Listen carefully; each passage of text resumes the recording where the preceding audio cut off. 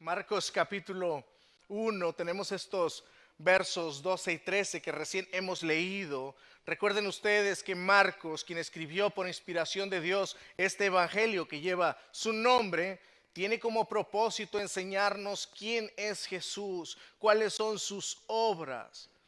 Y Marcos comenzó diciendo que Jesús es el Hijo de Dios, que en otras palabras significa que Él es el primogénito de toda la creación, como dice Colosenses, Él es Dios encarnado.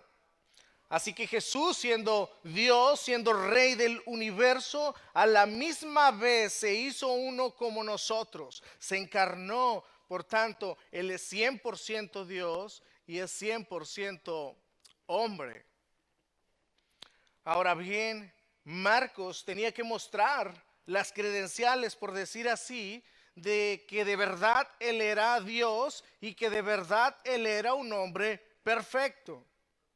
Así que por tal razón comenzó escribiendo que Jesús había sido anticipado por los profetas desde el Antiguo Testamento, profetas como Isaías y Malaquías, los cuales escribieron también que antes de su aparición pública tenía que venir por delante el precursor, aquel que habría de venir preparando el camino para Jesús, y ese precursor era Juan el Bautista.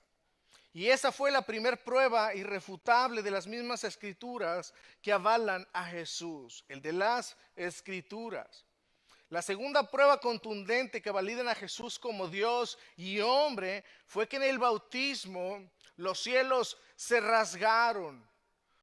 El Espíritu Santo vino sobre Jesús y lo invistió de poder. Y la voz del cielo, del Padre, hablando y diciendo: Él es mi Hijo amado, en Él me complazco o en Él tengo complacencia. Haciéndose presente Dios el Padre, el Espíritu Santo, la Trinidad misma ahí en el bautismo. Y esa fue la segunda prueba contundente. El Espíritu Santo vino sobre Jesús, posó sobre él con poder para asistirlo en la tarea que él tenía por delante. Lo invistió de poder para realizar precisamente esa encomienda que Dios le había dado para salvar a la humanidad. Y la tercera prueba o credencial que Marcos nos comparte de entrada en su evangelio es el de su victoria cuando Jesús es tentado en el desierto por Satanás. Y eso es precisamente lo que veremos en esta tarde como tema. Jesús es tentado en el desierto, como tercera parte, insisto, del inicio del ministerio terrenal de Jesús. Entonces veamos en primer lugar el comienzo y lugar de la tentación. El comienzo y lugar de la tentación. Y ahí vemos en el verso 12. Y luego el Espíritu le impulsó al desierto. Es claro que Marcos nos está diciendo que inmediatamente Jesús fue llevado por el Espíritu Santo al desierto. La frase que vemos en este verso, y luego, hace referencia precisamente, amados, a ese hecho. Ustedes recordarán que les compartía en la introducción que Marcos muestra a nuestro Señor Jesús en acción. Marcos tiene la intención de mostrarnos las obras de Jesús de una manera abreviada. Él tiene prisa de mostrarnos qué es lo que Jesús hizo durante su ministerio terrenal. Las palabras favoritas de Marcos son y luego, y enseguida, e inmediatamente. Pero en este caso, Marcos usa la palabra y luego, no porque se quiso ahorrar algunos detalles. En este verso no se está ahorrando detalles, sino que eso es precisamente lo que sucedió una vez que Jesús fue bautizado. Jesús se bautizó y luego, dice Marcos, y luego que fue investido por el poder del Espíritu Santo, Jesús fue llevado por el mismo Espíritu al desierto. para ser tentado. Por tanto, esto nos enseña que este evento de que Jesús haya sido llevado al desierto para ser tentado no fue alguna equivocación, no fue un mero accidente, sino que fue algo premeditado, algo planeado por Dios mismo. La pregunta que nosotros podríamos hacernos aquí de entrada es: ¿por qué fue planeado que Jesús fuese llevado al desierto para ser tentado por Satanás o por el diablo? Bueno, hermanos, la respuesta se encuentra en el mismo contexto en el cual anteriormente Dios el Padre dijo que Jesucristo era su Hijo amado, en el cual Él tenía complacencia, se deleitaba en Él. Y muchos que estaban ahí en el bautismo de Jesús escucharon la voz de Dios, escucharon la voz diciendo que Jesús era el Hijo de Dios. Por tanto, si Jesús era el Hijo de Dios, Dios mismo encarnado como la segunda persona de la Trinidad, bueno, pues eso debía probarse. Jesús debía corroborar que de verdad Él era el hombre perfecto sobre la tierra mediante la prueba, mediante la tentación que Satanás envió o hizo sobre Jesús.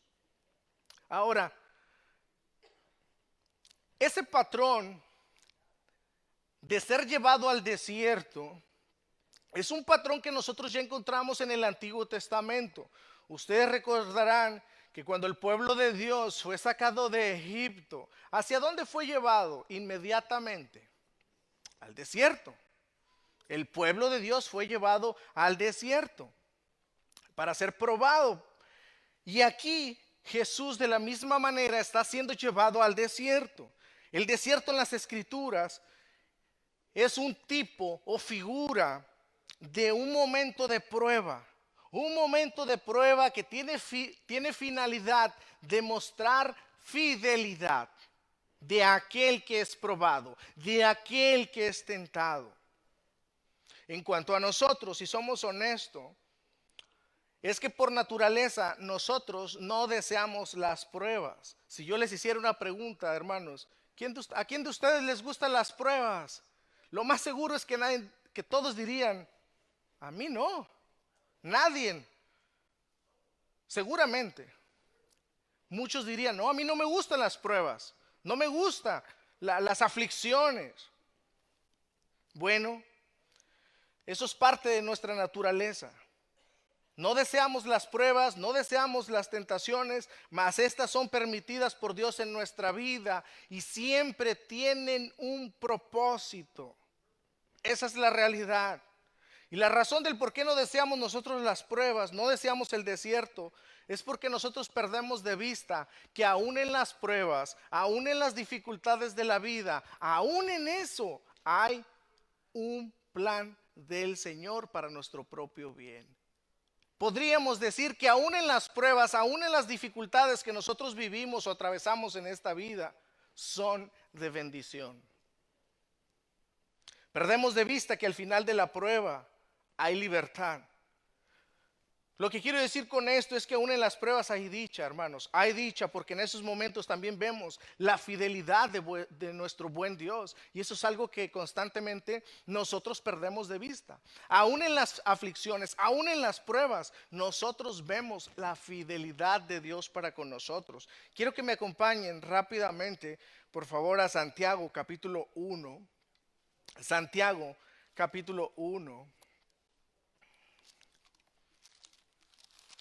Y en el verso 1 y 2 dice lo siguiente.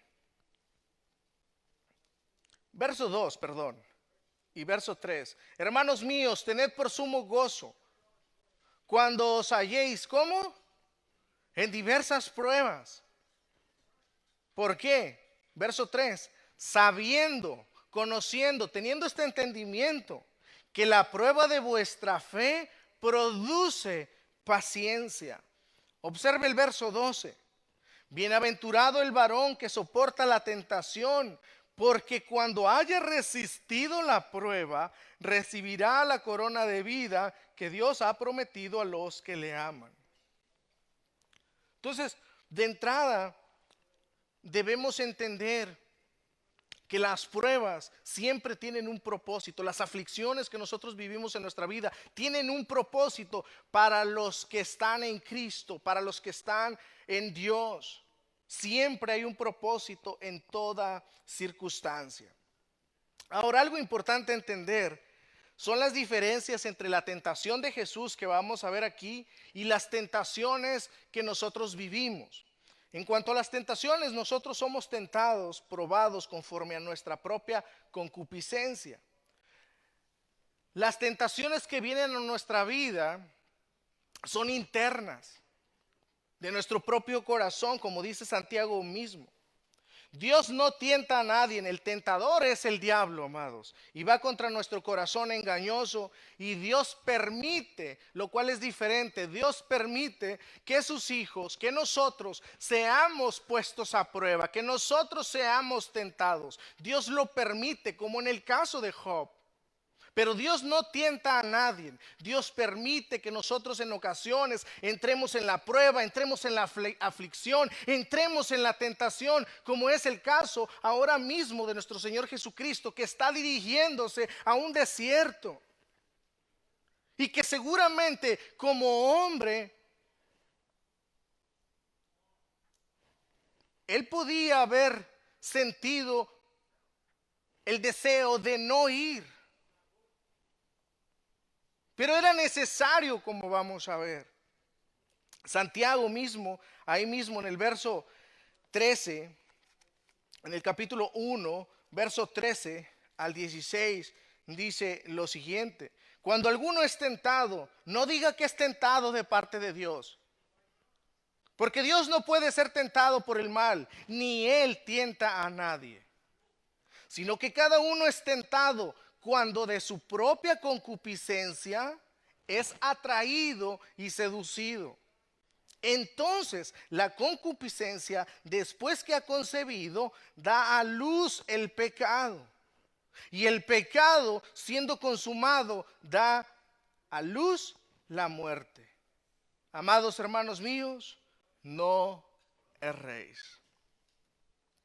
Eso es importante, hermanos, entender de entrada en cuanto a la tentación que nosotros vivimos en este mundo, en cuanto a las pruebas y aflicciones también. Dios no nos tienta, Dios permite que en ocasiones nosotros entremos a la prueba, a la aflicción, a la tentación. Ahora, en cuanto a la tentación de Jesús, la tentación de Jesús no es interna, la que vamos a ver acá. No es interna, sino que la tentación a la cual va a estar sujeto Jesús en el desierto es externa. Jesús no poseía un corazón malo como nosotros. Las tentaciones a las cuales siempre estuvo expuesto, por tanto, fueron externas. Así que el propósito de la prueba de Jesús en el desierto es para que se demostrara que verdaderamente Jesucristo es el hombre perfecto, que de verdad es Dios al derrotar a Satanás. Mantengan esto en mente de entrada, porque siempre es común que hablamos, Jesucristo es Dios, pero es 100% hombre. Cuando decimos que es 100% hombre, nos referimos precisamente a que Él fue perfecto, sin mancha, sin pecado alguno. Así es de que, dicho esto, en segundo lugar, ahora veamos el Espíritu Santo como agente que impulsó a Jesús al desierto y las razones. Verso 12 en Marcos. Y luego el Espíritu le impulsó al desierto. Bueno, este punto a destacar en este pasaje es sumamente importante, hermanos, y aleccionador, ya que vemos claramente aquí cómo Jesús fue llevado al desierto, a ese lugar inhóspito, a ese lugar alejado, desagradable, peligroso, como veremos un poco más adelante. Ahí fue llevado por el Espíritu Santo. Marcos dice que fue el propio Espíritu Santo quien le impulsó, lo impulsó al desierto. Algo que debemos entender como forma básica para no malentender es que Jesús no fue llevado contra su voluntad, sino más bien que Jesús se sometió voluntariamente a algo inevitable, era algo necesario y por tanto, hermanos, Jesús debía someterse y pasar por este acontecimiento. Era necesario que Jesús pasara por ahí y por eso el Espíritu Santo lo impulsó, lo llevó hacia el desierto. Aquí alguien también se podría preguntar lo siguiente: ¿y qué razones habría de que Jesús fuera impulsado por el Espíritu Santo para ser tentado en un desierto? ¿Cuáles serían las razones?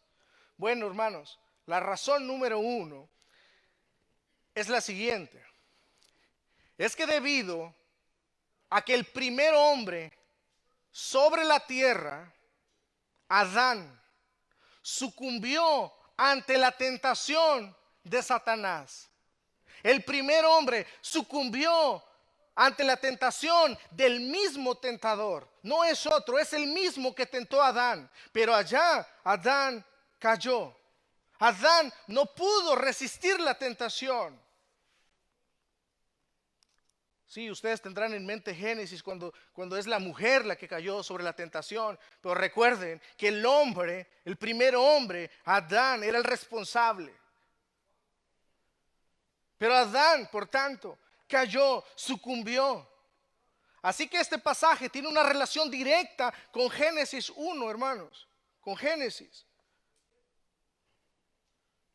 Ahí está Adán, delante de la tentación, y él sucumbió. Adán fue el primer hombre, el cual fue probado por este mismo tentador. Pero la gran diferencia es que Adán, el primer hombre, ¿dónde fue tentado?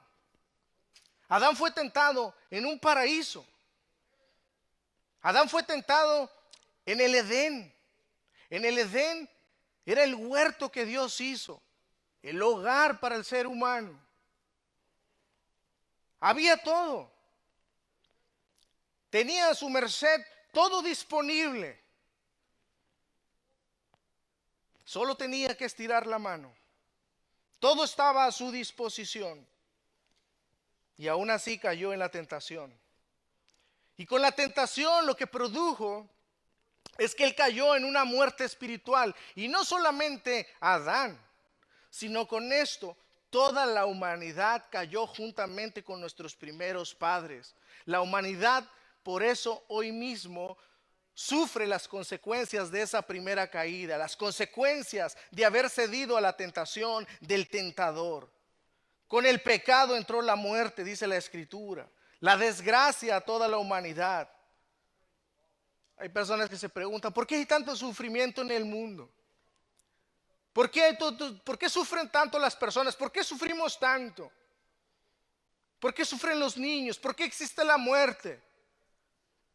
Precisamente porque nuestro padre, nuestro primer padre, sucumbió ante la tentación, no resistió. Y no solamente él vivió en carne propia las consecuencias de su propio pecado, sino que la humanidad entera, juntamente nosotros, vivimos las consecuencias de ello.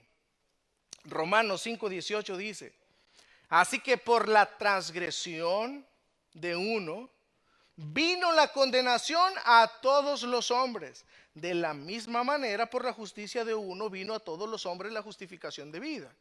Pero Romanos ahí nos dice precisamente eso. El pecado entró por un solo hombre, por Adán, el cual sucumbió.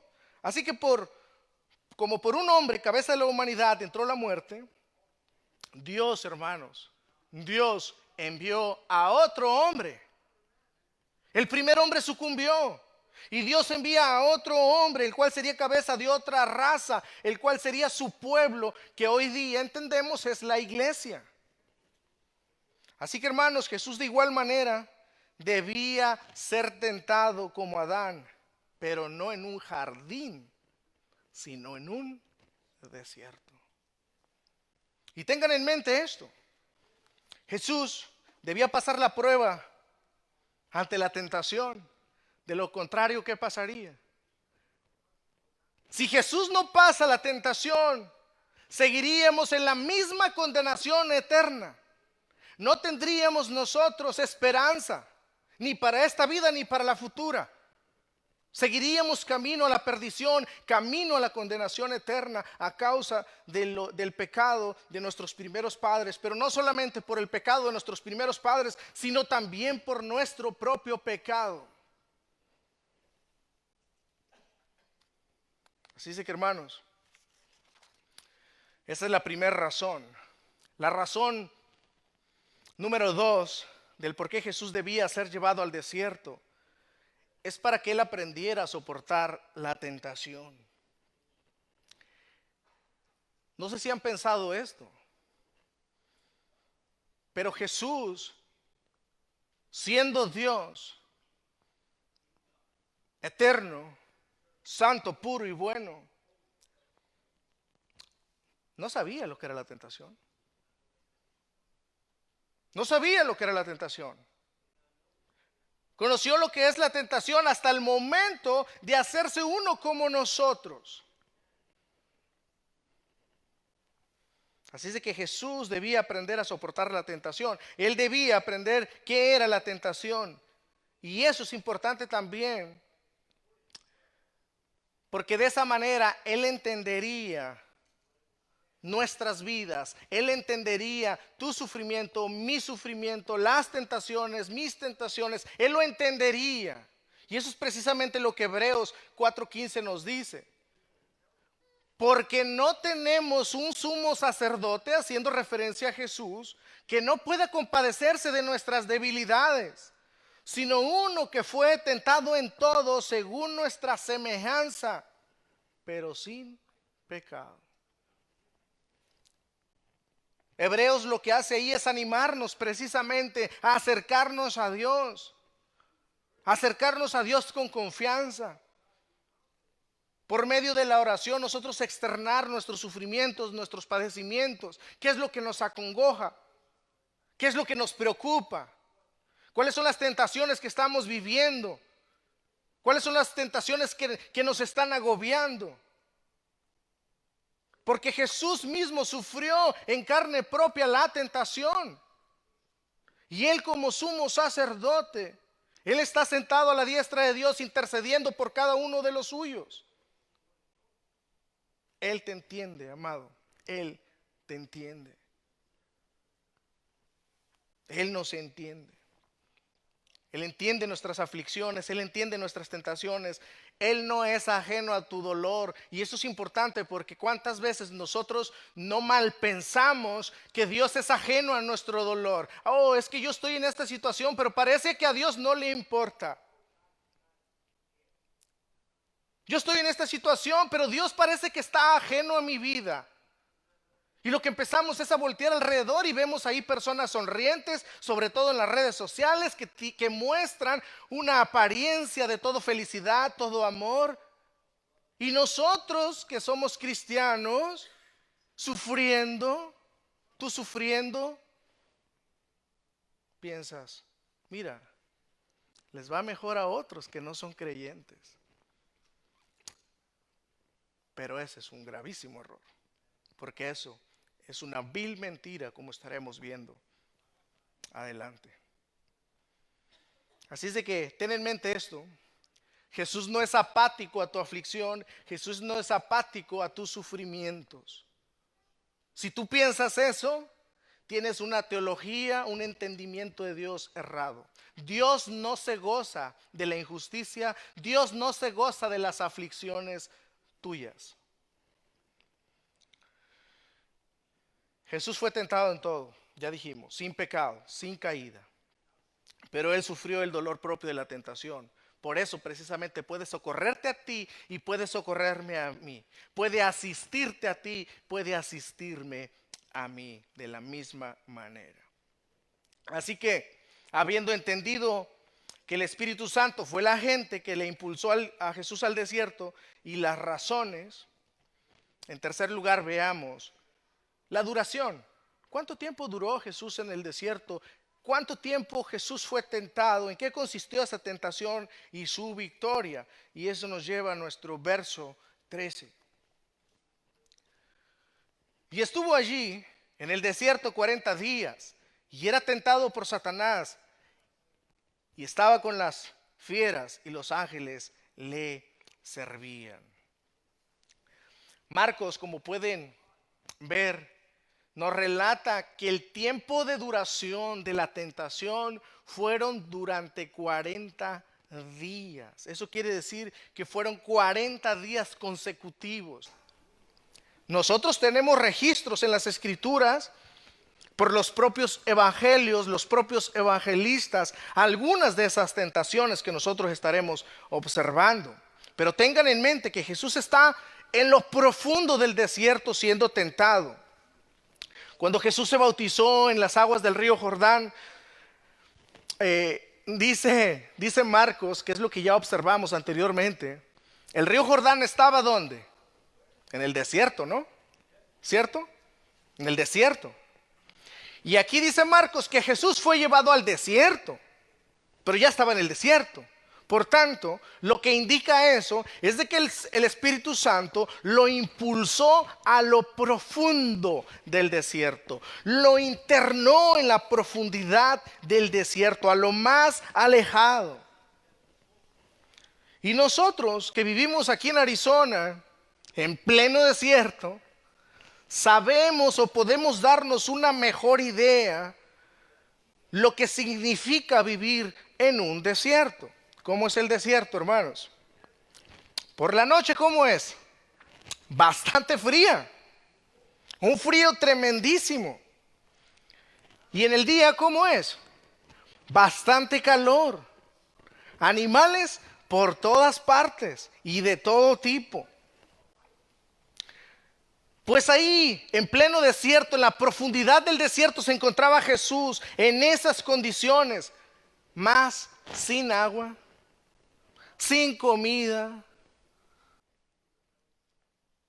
delante de las fieras, como el mismo verso nos dice, el mismo verso 13, a expensas de animales salvajes. Y en esas condiciones en las cuales se encuentra Jesús, es cuando viene Satanás, se acerca a Jesús para tentarle. Marcos no nos da los detalles en qué consistió la tentación, porque vuelvo e insisto, Marcos no tiene la intención de darnos los detalles, sino lo que ocurrió.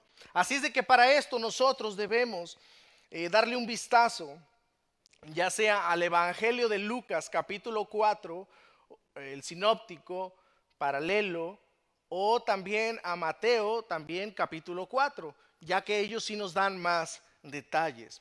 Pero en resumen, tanto Lucas como Mateo nos dicen que la tentación de Satanás vino en 3 flechas, en 3 dardos directos.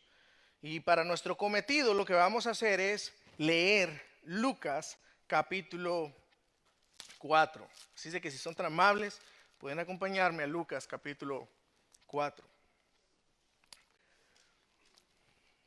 Lucas capítulo 4.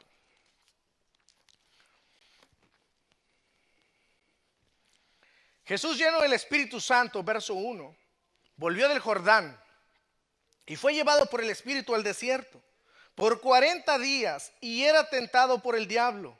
Y no comió nada en aquellos días, pasados los cuales tuvo hambre. Entonces el diablo le dijo: si eres hijo de Dios, di a esta piedra que se convierta en pan.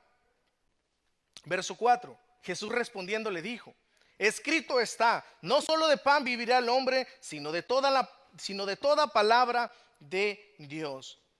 Y le llevó el diablo a un alto monte y le mostró en un momento todos los reinos de la tierra.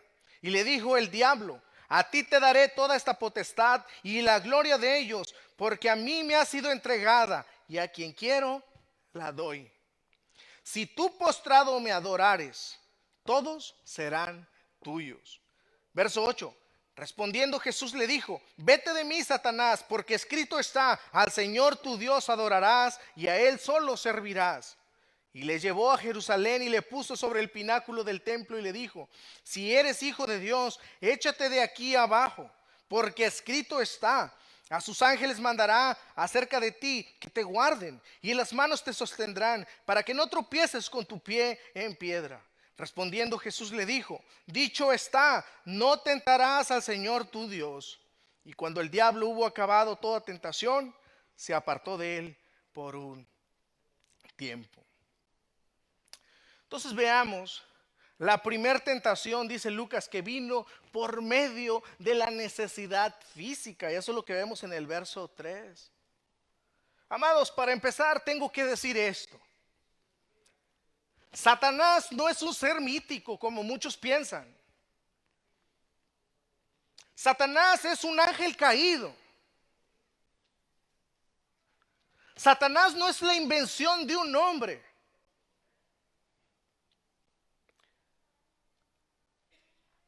Satanás es real, amados. Y debemos tener en cuenta esto, porque aún dentro de la iglesia cristiana hay muchos pastores, hay muchos maestros que están diciendo que Satanás no es real. Y la Biblia es clara. Hay un tentador, es el diablo. Satanás vino para matar. Él destruye, él roba, él miente. Y él sabe que él está condenado. Él sabe que su tiempo está cerca. Pero quiere engañar cuanto más número sea posible de personas. Y se vale de toda estratagema. ¿Aún de púlpitos? Sí, aún de púlpitos, amados. Satanás hará todo lo posible por convencerte a ti que Dios no existe, que Él no es real. Satanás no es mítico. En una ocasión iba escuchando la radio de aquí de nuestra ciudad a un pastor de una iglesia conocida de aquí de Peoria. El pastor en la radio estaba diciendo que Satanás no es real, que Satanás solamente existe en la mente de las personas. Y precisamente uno de esos pastores es partícipe de esos eventos de los cuales le comentaba yo la semana pasada, donde traen a falsos maestros, donde hacen reuniones de cristianos, reuniones de pastores, de iglesias cristianas. Pero este pastor diciendo por la radio que Satanás no es real, que solamente existe en la mente de las personas.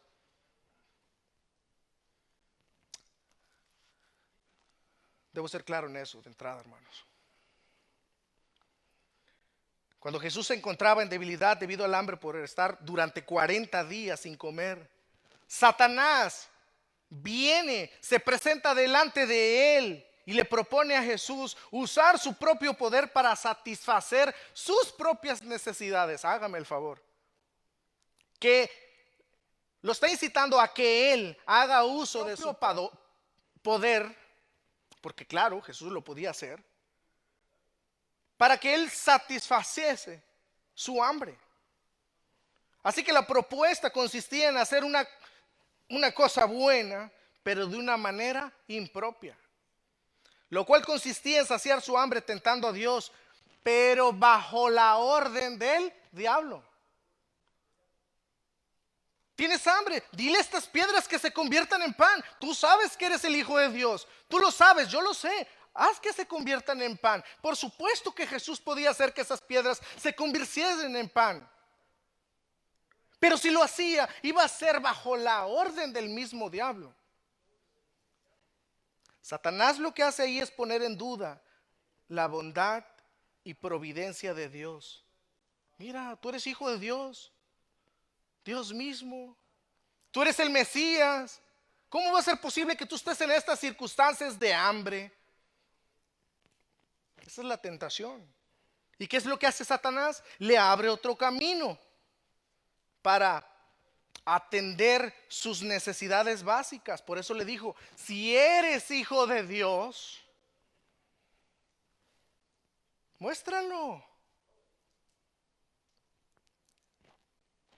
Amados, el diablo es mentiroso y usa las mismas estrategias que usó desde el principio. Recuerden, en el principio, Dios crea a Adán, a Eva, creó todo el jardín, el Edén, todos los animales, de todo tipo, frutas, comidas. Lo único que tenían que hacer es cuidar de él. Que lo que Dios le había puesto en sus manos, lo cuidaran, lo administraran bien. De todo podían hacer uso, excepto de una sola. No comer del fruto del árbol, del mal y del bien. Porque ciertamente el día que ellos comiesen, morirían espiritualmente. La verdad de Dios era esa. La palabra de Dios fue dicha. Mas ¿qué hizo Satanás?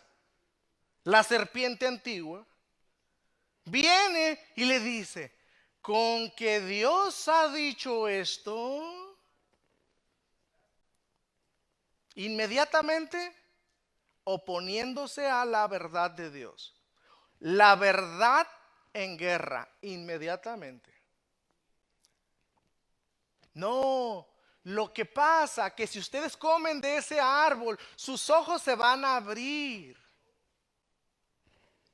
Y Dios no quiere que ustedes sean como Él. ¿A poco? Sí, no pasa nada por tanto. Dios no quiere lo mejor para ti. ¿Y qué pasó? Sucumbieron ante la tentación. ¿Cuáles fueron las consecuencias? Sí, se abrieron sus ojos, pero para ver la maldición en la cual habían caído. Se quedaron desnudos, con vergüenza por el acto que habían cometido. Y eso es lo que produce precisamente el pecado en nuestras vidas cuando nosotros cedemos bajo la tentación. Lo primero que viene a nuestras vidas es la vergüenza, el oprobio. No hallamos dónde meternos. Y Adán y Eva, en vergüenza, huyeron de Dios. Trataron de huir de Dios. Vieron que estaban desnudos y se quisieron cubrir con delantales, con hojas de laurel.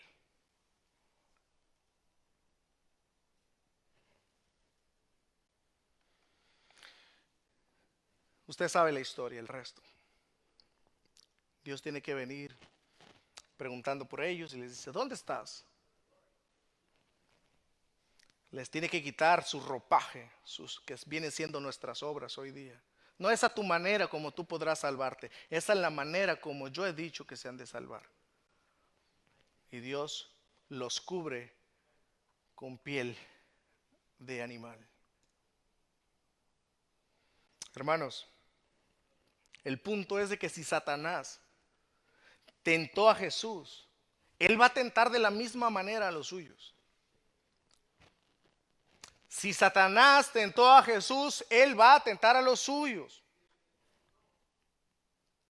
Y las estratagemas, vuelvo, lo digo o repito, son las mismas. ¿No que eres cristiano? Oye, es que tú no amas a Dios, que tú no vas a la iglesia. ¿Cómo va a ser posible que tú estés viviendo en estas circunstancias? Que tú no amas su ley, hablas del evangelio, amas a Jesús, pero mira, ¿por qué tienes que pasar por esta circunstancia? ¿Por qué tus hijos tienen que vivir así? Mira, Dios no te ama. Dios te miente. Porque un Dios de amor te haría pasar por esto.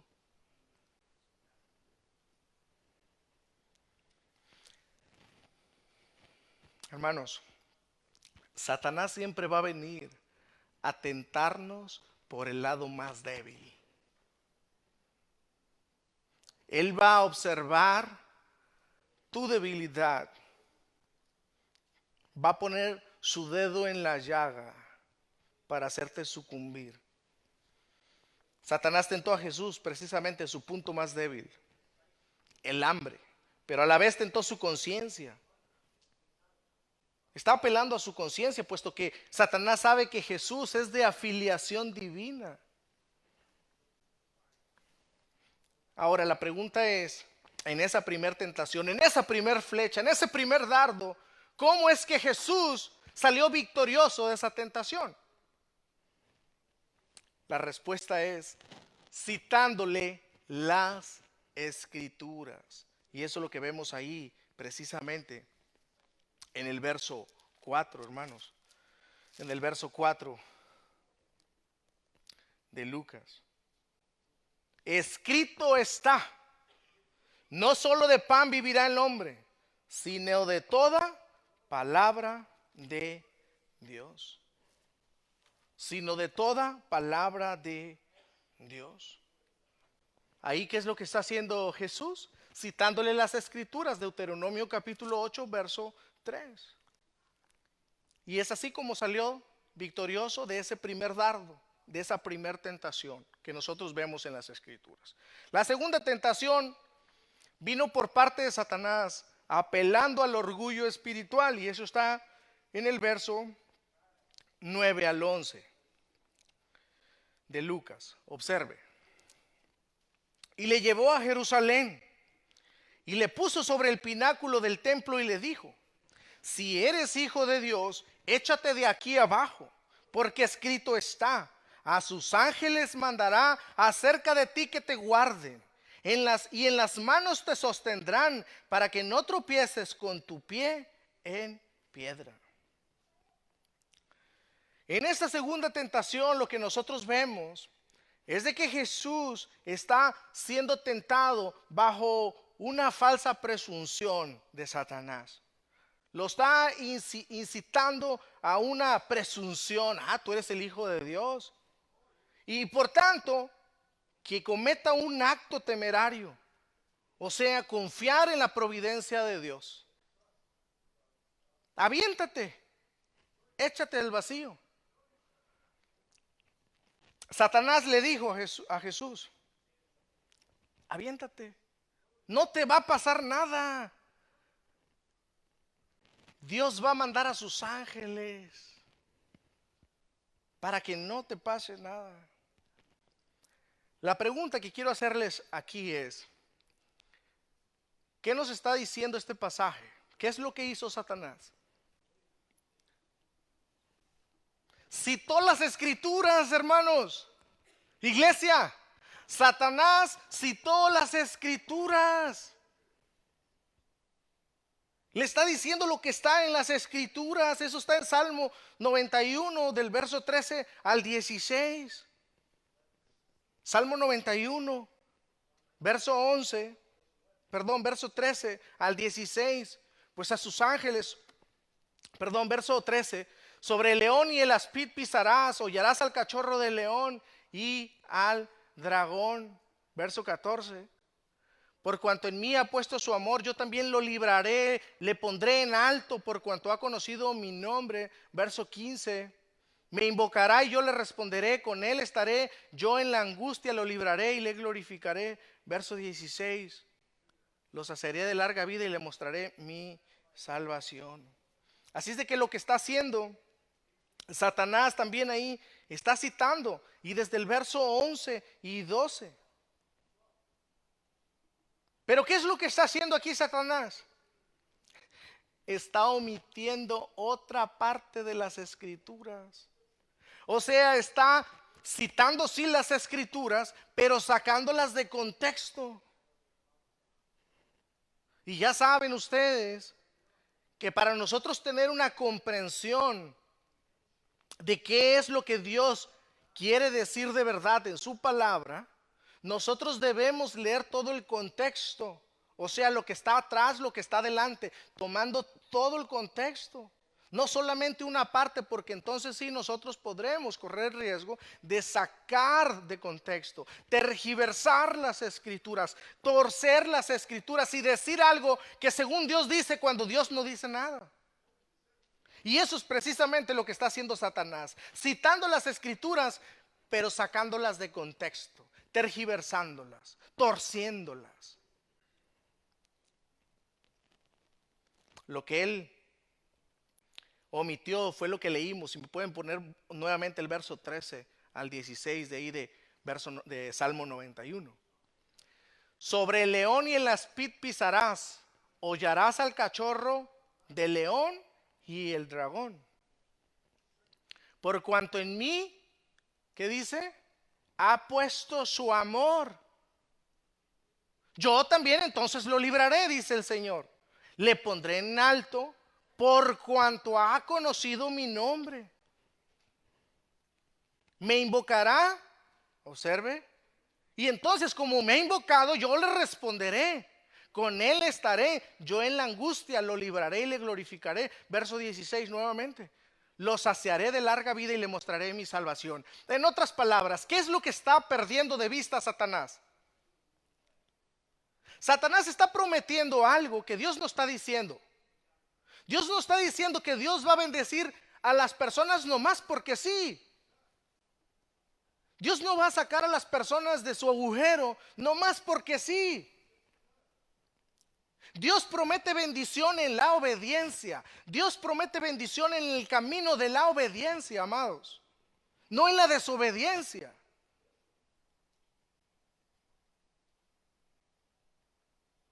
Y es ahí el error. Es ahí el error.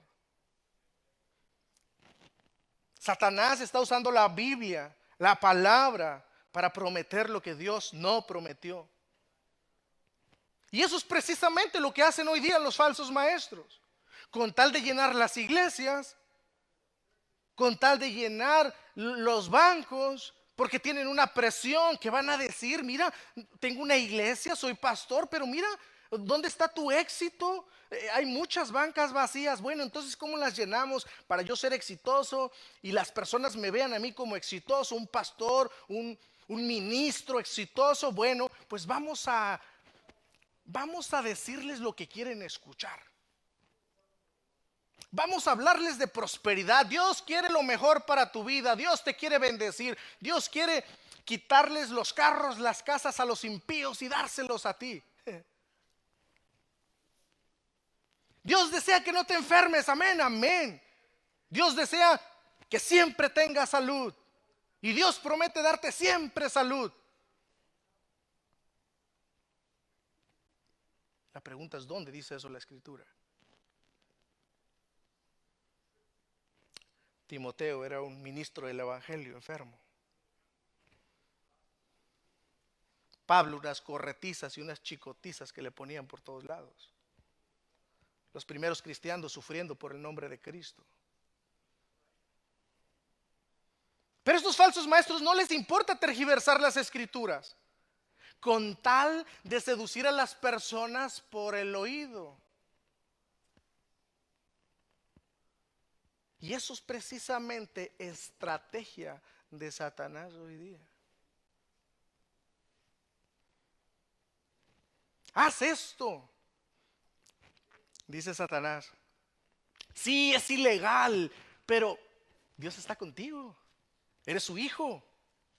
No, pero es que si he hecho mentiras aquí, pues sí, me voy a beneficiar, pero no está bien. Es mentir. No, no está mal. ¿Cómo va a ser mal si el dinero es una bendición? Tú lo necesitas, tu familia lo necesita. ¿A poco no? No, pues sí, sí es cierto.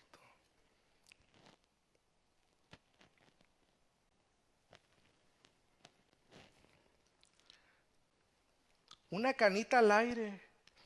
El amor es amor.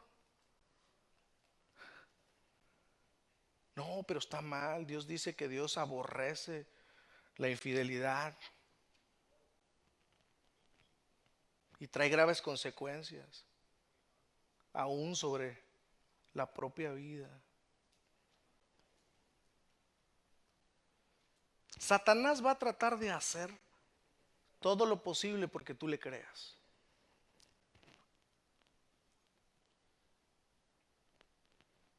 Y eso es precisamente lo que está haciendo en el mundo. Todo está sexualizando hoy día, por ejemplo. Todo está sexualizado, hermanos. La música, películas, ¿qué más se le viene a la mente? Todo está sexualizado. Caricaturas, sean de niños, sean de adultos, todo está sexualizado. Ah, pero no hay nada de malo, según.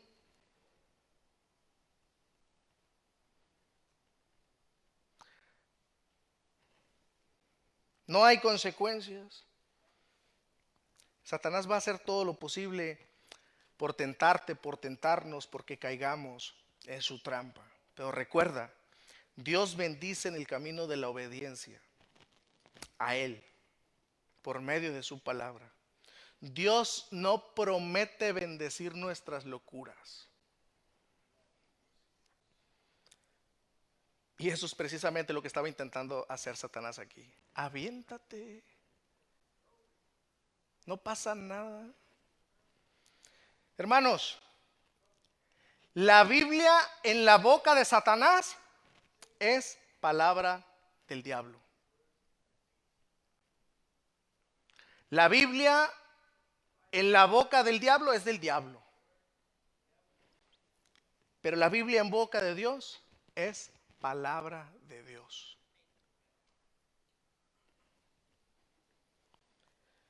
¿Cómo derrotó Jesús al diablo en esta ocasión? De la misma manera que en la primera tentación, citándole las escrituras. Lucas 4:12. Dicho está, no tentarás al Señor tu Dios. Deuteronomio 6:16. No tentarás al Señor tu Dios. Eso es un mandamiento, eso está en la palabra de Dios. Dios lo dice. No tentemos a Dios. Le citó las escrituras. Y así salió victorioso de esa tentación, de la segunda tentación. La tercera tentación tenía que ver con la ambición y amor al poder. Y eso está ahí mismo en Lucas capítulo 4, versos 5 al 7. Y le llevó el diablo a un alto monte y le mostró en un momento, todos los reinos de la tierra. Vean, Satanás tiene cierta autoridad, tiene esa capacidad de poder mostrarte cosas. Y aquí lo que le hace es mostrarle en un momento todos los reinos de la tierra. Verso 6. Y le dijo el diablo: a ti te daré toda esta potestad y la gloria de ellos, porque a mí me ha sido entregada y a quien quiero la doy. Si tú postrado, me adorares, todos serán tuyos. Todos serán tuyos, le dice. Prácticamente que quería que a Jesús le pasara lo que sucede comúnmente, aún en las escrituras, que cambiáramos la bendición por un plato de lentejas, pues. Así es la estrategia de Satanás. Él te dice una cosa con tal de hacerte caer. Y lo que estamos viendo es de que si Satanás no logra hacerte caer, no logra hacernos caer en la primera tentación, él va a venir en una segunda oportunidad. Él va a venir en una tercera oportunidad. Va a estar sobre el acecho. Lo intentará de una forma. Si no puede hacerte caer, lo va a intentar de otra manera. Va a usar otra estrategia. Y si no, va a usar otra. Y eso será mientras vivamos en este mundo. Satanás sabía que el enfoque de Jesús era el reino de Dios y su justicia, la expansión del reino de Dios, salvar almas. Por tanto, la tentación aquí consistió en ofrecerle un reino. Le ofreció todos los reinos de este mundo, pero la diferencia es que era un reino sin cruz. O sea, te ofrezco esto, no es necesario que vayas a la cruz. Te ofrezco todo esto. Lo único que tienes que hacer es póstrate y adórame. Que es lo mismo que sucedió más adelante. Recuerden cuando tuvo una conversación con Pedro, con uno de sus discípulos. Momentos antes, el apóstol Pedro había expresado: tú eres el Hijo de Dios, tú eres el Rey, tú eres el Mesías. Y Jesús le contestó: esto no te lo ha revelado ni carne ni sangre, sino mi Padre que está en los cielos. Mira, él tuvo una revelación del Señor sobre Jesús: tú eres el Hijo de Dios. Pero ¿qué sucedió en el momento cuando Jesús tuvo que explicarle a sus discípulos que faltaba poco tiempo? Que él tenía que ir a la cruz y sufrir, derramar su sangre en la cruz para perdonar a pecadores culpables. Pedro inmediatamente le dijo: eso jamás te acontezca. ¿Cómo vas a morir? No. Tiene que haber otro medio. ¿Y qué le dijo Jesús? Apártate de mí, Satanás. No que Pedro era Satanás, pero Jesús identificó que por medio de Pedro, Satanás, usando a Pedro, quería sacar a Jesús de su propósito, de ir a entregar su vida por pecadores como nosotros. Satanás se va a valer de una o de otra forma. Él busca ser honrado, adorado. Satanás busca fieles, pero la verdad es que Satanás no es Dios. Hermanos, Satanás no es ni rey ni en el mismo infierno. No tiene autoridad ni en el mismo infierno. Su autoridad está limitada por Dios. Él no puede hacer lo que le complace. Él no tiene autoridad. Él va hasta donde Dios se lo permite. Satanás está bajo la mano poderosa de Dios. ¿Ya han visto las personas que tienen perritos y los sacan en la mañana con su cuerda? Y la persona que tiene sus perritos traen el sistema aquí ya de ellos. Usted que tiene perritos sabe a lo que me refiero. Usted le mide hasta dónde se puede ir, qué tan lejos o qué tan corto. Bueno, Satanás está en la mano de Dios. Él no puede ir a donde él quiere. Él no tiene autoridad sobre sí mismo. Él está derrotado. Él no es rey, no es Dios, ni en el propio infierno. Él sabe que el tiempo se le acaba. Satanás sabe que está derrotado juntamente con sus ángeles caídos y él va a hacer todo lo posible por llevarse a todos los incrédulos posibles. Él tratará de valerse para engañar a las personas y llevarse la gran cantidad de personas de este mundo para que sufran las condiciones en las cuales él ya está destinado. ¿Cómo derrotó Jesús al diablo? Citándole las Escrituras, verso 8. Respondiendo Jesús le dijo: vete de mí, Satanás, porque escrito está: al Señor tu Dios adorarás y a Él solo servirás. Ahí, sin más armas, por el momento Satanás se fue al desierto y dejó en paz a Jesús. Marcos, volviendo a Marcos nos dice ahí en el verso 13: y estuvo allí en el desierto 40 días y era tentado por Satanás y estaba con las fieras. Y una vez que Satanás se le acabaron las artimañas, las tentaciones, ya leímos en Lucas, se apartó, se fue, dejó a Jesús. Y inmediatamente, lo que nos dice Lucas, acá Marcos nos dice, y los ángeles inmediatamente vinieron y le sirvieron a Jesús. Los ángeles de Dios vinieron y le sirvieron a nuestro Señor y Salvador Jesucristo. Hermanos, ¿qué podemos aprender de este pasaje?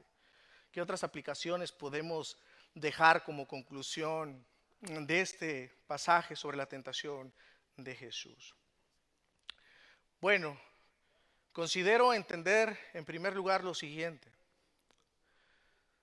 Si Jesús, o si fue necesario que Jesús fuese investido por el Espíritu Santo, investido de poder, para llevar adelante la obra que Dios le había encomendado, si fue necesario que Jesús mismo fuese investido por el Espíritu Santo, ¿cuánto más nosotros, hermanos? ¿Cuánto más nosotros necesitamos el poder y la gracia de nuestro Dios? El poder del Espíritu Santo. Esa es la lección. Una vida carente sin Dios, una vida carente sin Dios, una vida carente sin el poder de Dios. Por supuesto, vamos a ceder, vamos a caer, estamos a expensas del tentador, estamos a expensas del diablo. Sin una relación fructífera con Dios, sin una relación genuina con Dios, nosotros no podemos resistir las tentaciones del diablo. Jesús fue investido por el poder del Espíritu Santo. ¿Cuánto más nosotros para caminar con Dios, caminar dignamente, caminar conforme a nuestro llamamiento? Nosotros recientemente hemos estudiado cómo ser llenos del Espíritu Santo en Efesios capítulo 5, del verso 19 al 21, que ya está colgado el video en YouTube. La Biblia nos enseña cómo ser llenos del Espíritu Santo. La persona que se convierte a Jesús por medio de la fe y el arrepentimiento, inmediatamente recibe el Espíritu Santo, la tercera persona de la Trinidad. El Espíritu Santo no viene en medida, pero la misma Escritura nos incita a nosotros a ser llenos del Espíritu Santo, a caminar con el Espíritu Santo, y ahí nos da las pautas. Tener relación, comunión unos con otros, a hablar de las cosas de Dios, estar expuesto a la palabra de Dios, estar expuesto a los medios de gracia que Dios ha dado para su iglesia. Nosotros no podemos vivir llenos del Espíritu Santo de Dios sin la palabra de Dios, sin estar expuestos a la Biblia. Es por medio del Espíritu Santo que podemos resistir las acechanzas del diablo. Es por medio del Espíritu Santo que podemos predicar. Eso es una verdad, hermanos, también. Y no solamente predicar, aún el ministerio de adoración, cualquier ministerio que haya en la iglesia, dependemos del Espíritu Santo de Dios. No debemos confiar en nuestras fortalezas, no debemos confiar en nuestras capacidades ni en nuestros talentos. Debemos confiar en la gracia de nuestro Dios. Debemos poner nuestra confianza todo el tiempo, orar a Dios que Él sea invistiéndonos de poder para hacer o realizar la obra que Dios nos ha llamado a hacer. Y todos estamos a expensas a la misma tentación. Los músicos, por ejemplo, pueden, los que tienen los dones de adoración, pueden confiar solamente en decir, vamos a prepararnos en que se escuche bonito. Eso es importante y es lo que decía al principio, se escucha hermoso. Pero sus vidas espirituales no pueden estar en segundo plano. Su comunión con Dios debe estar en primer lugar. Un pastor, hermanos, nosotros venimos aquí, ahorita ya casi estoy terminando, ya casi estoy en parto. Lo que los 9 meses, o sea, la semana de gestación de este sermón, ya se van a dar ahorita aquí. Se va a terminar el parto. Saliendo de aquí yo ya estoy en ceros. Y tengo que volver a prepararme para venir a pararme aquí el domingo y predicar. Y eso es domingo tras domingo, tras domingo, tras domingo. ¿Cómo puede hacer una obra tan grande un ser humano? Es imposible. Es imposible. Todos dependemos del Espíritu Santo de Dios. Usted y yo. Su matrimonio. ¿Cómo será mejor? ¿Cómo será mejor nuestro matrimonio? En la medida que nosotros dependamos del Espíritu Santo. En la medida que nosotros estemos expuestos a la palabra de Dios. A la oración. Al ayuno. Ya estaremos hablando del ayuno. Porque precisamente una de las características de las iglesias reformadas es de que no ayunan. No ayunan. Y muchas personas piensan que nosotros no ayunamos. Una vez mi esposa, en buen sentido, hermanos, en buen sentido, me decía, si veo a un pastor llenito, no me da mucha confianza de que ese pastor ayune. Hermanos, pero la realidad es de que la misma palabra nos enseña, debemos ayunar, debemos orar, debemos estar expuestos a las escrituras, debemos cantar himnos espirituales, debemos exponernos a los medios de gracia, a la escuela dominical, los estudios, reuniones de hombres, que gracias a Dios ya vamos a comenzar este próximo fin de semana, las mujeres que se reúnen también. Es imposible nosotros mantenernos sin esa relación genuina con Dios delante de las tentaciones. Y eso es algo sumamente importante entender en primer lugar. En segundo lugar, la importancia de memorizar las escrituras.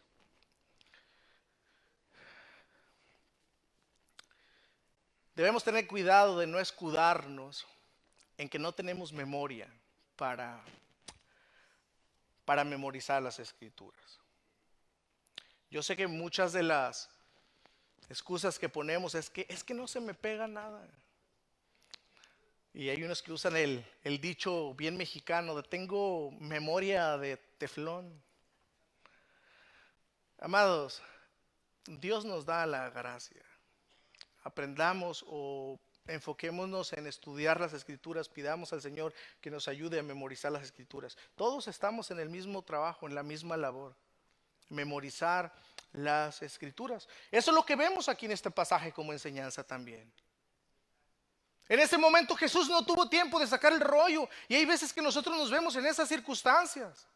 Nos encontramos con personas en nuestro trabajo, con amigos, con familiares y no traemos la Biblia. No podemos decirle, bueno, ahorita no le puedo hablar de Dios porque no traigo la Biblia. Jesús no dijo, híjole, aquí voy a perder porque pues no tengo chance de sacarle el rollo. Jesús tenía las escrituras en su mente, en su corazón, y eso nos enseña precisamente Jesús también en este pasaje. Las escrituras deben estar en nuestro corazón, deben estar en nuestra mente, para cuando venga la tentación, nosotros poder hacerle frente, poder resistirle. ¿Qué es lo que estamos escuchando? Pero ¿qué es lo que dice Dios? ¿Qué es lo que dice Dios? Porque recuerden, el diablo cita las escrituras, pero la palabra de Dios en la boca de Satanás es de Satanás. Más la palabra de Dios en la boca de Dios es palabra de Dios. Así es de que la importancia de memorizar las escrituras. En tercer lugar, recuerden, amados, las tentaciones, las pruebas que nosotros vivimos en esta vida tienen una finalidad. Aprendamos a no verlas necesariamente o siempre como maldición, sino que aún en esas circunstancias Dios las usa. Dios nos bendice. Podemos ver la gracia de nuestro buen Dios. Podemos ver su mano de aliento que nos sostiene. ¿Cuántas veces no hemos escuchado aún en nuestra propia iglesia? Testimonios de hermanos que han pasado por situaciones sumamente difíciles. De enfermedad, económicas, personales, familiares. Y podemos ver la gracia de Dios. Y eso es lindo cuando vemos, estoy bien, estoy bien, estoy bien. Estoy bien, porque estoy en el Señor. El Señor me sostiene, el Señor me alienta. En medio de las pruebas, en medio de las dificultades. Finalmente, y termino, hermanos, lo más importante como lección es que Jesús salió victorioso de la tentación, demostrando ser un hombre perfecto y Dios al mismo tiempo al derrotar a Satanás en el desierto. Jesús es Dios y hombre perfecto, perfecto. Por lo tanto, nuestro Salvador, Él es nuestro Salvador. Él puede salvarnos precisamente por eso, porque es Dios y un hombre perfecto a la vez.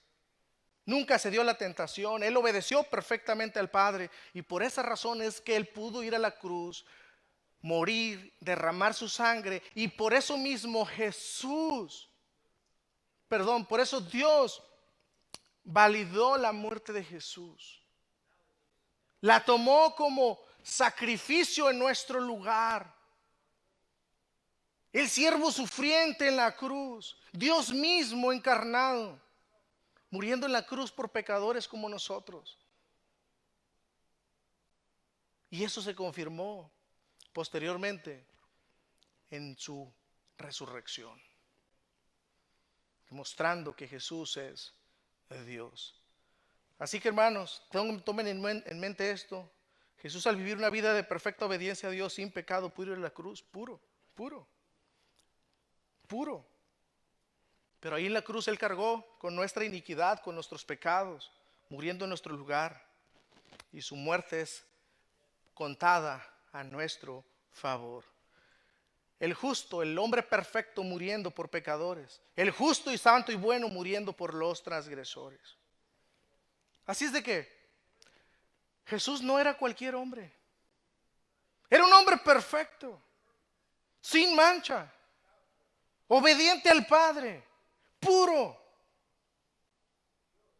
Es en ese sentido que nosotros debemos entender, amados, cuando hablamos de Jesús que es hombre. No es cualquier hombre. No es cualquier hombre como muchos lo quieren hacer ver.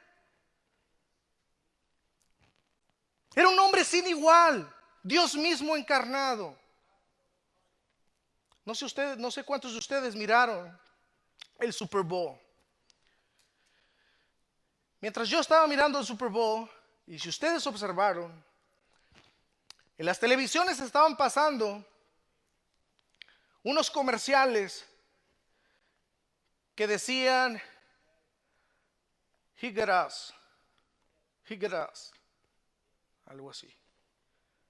Él nos entiende. Jesús decía. Yo dije, es evangelismo. Jesús, Él nos entiende. Posteriormente, como no sabía de qué se trataba, voy a ver, y es un grupo de inversores anónimos, no se sabe quién es, que invirtieron millones en esa propaganda y están invirtiendo millones en esa propaganda. La idea que está detrás de todo esto es un grupo que están hablando acerca de Jesús, el cual no se entiende, y entiende sobre todo a aquellos que han sido dañados por los propios cristianos.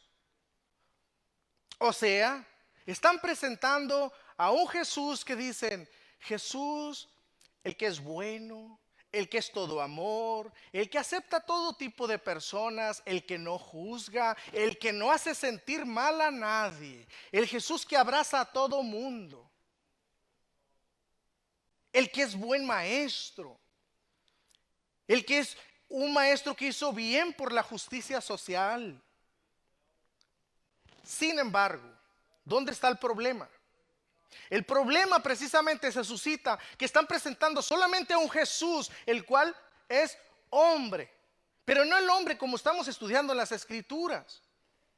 Este hombre era justo, Jesús el bíblico era justo, perfecto y bueno, sí, pero con una encomienda de ir a la cruz del Calvario a dar su vida por pecadores culpables que por tanto necesitan arrepentirse de sus pecados y creer en Él. De lo contrario serán condenados. Esa parte está omitida, porque hoy día el mensaje del arrepentimiento y de la fe segrega a las personas, divide a las personas a unas de otras. Por eso están omitiendo el mensaje completo, el mensaje completo del verdadero Jesús. Por tanto, concluyo yo con esto, hermanos. Eso no es otra cosa más que otra estratagema más del diablo. En ese movimiento hay iglesias inscritas según cristianas. Usted va ahí, Connect, pone su información y ellos tienen registrada en su base de datos a iglesias de todas partes, incluidas nuestra ciudad, por supuesto. Iglesias que aceptan y que están dispuestos a recibir a las personas que se hagan submit a esa página. ¿Qué necesitan las iglesias? Abrazar ese tipo de ideología. No necesitan una confesión de fe. Esas iglesias no importa lo que crean.